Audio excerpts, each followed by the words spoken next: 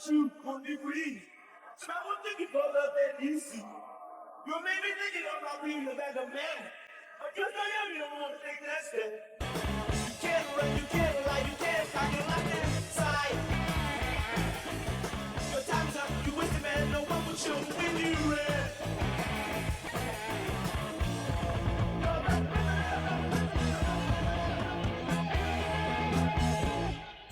Aside of Juneteenth, a now certified holiday celebrating freedom from slavery, June is also known for Black Music Month.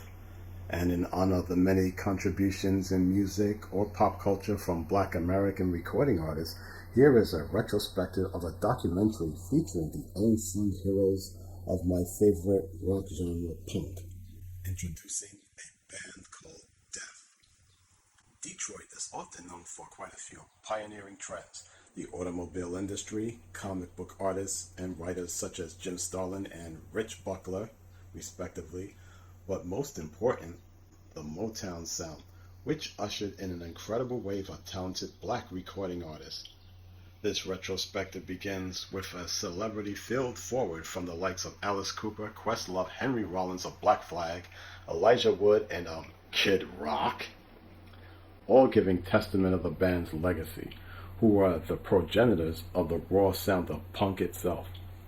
You see, way back during the early 70s, three brothers from the Hackney family, Dennis, Bobby, from Detroit, led by Dave, who was inspired by The Who, The Stooges, Black Sabbath, Jimi Hendrix, Alice Cooper, and Queen, to play hard rock music and form their very own band, to which the neighbors would refer to as, quote, white boy music.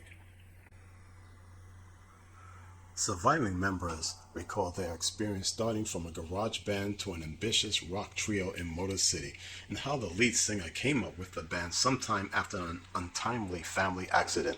Despite creating a style of music that has never been heard before in the ears of many, the Hackneys were often faced with doubt and rejection. For instance, while shopping for a recording contract, the group was turned down by all major labels within the UK and around the world.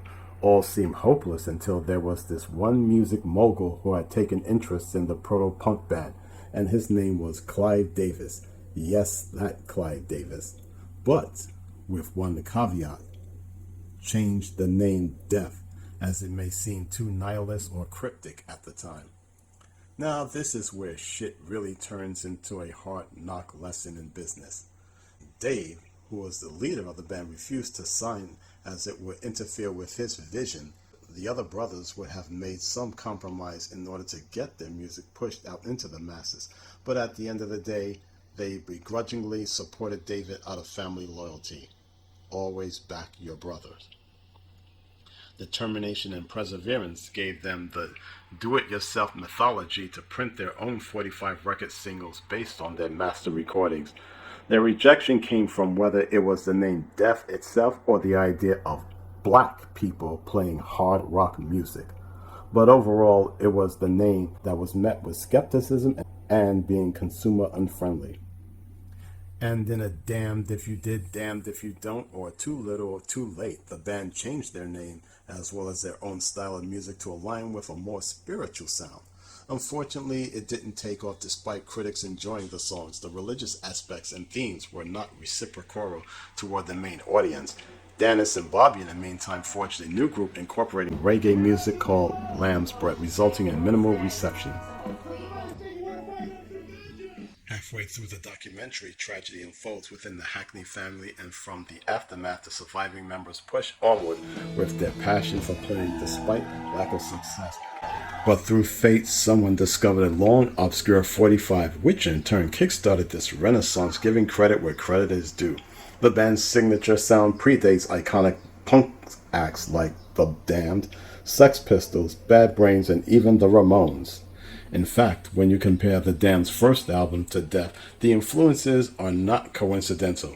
Going back to when the Hackneys were shopping for a label and rejected by United Kingdom recording companies, I'll bet my house that the British punk band adopted, or rather appropriated, the sound from Death.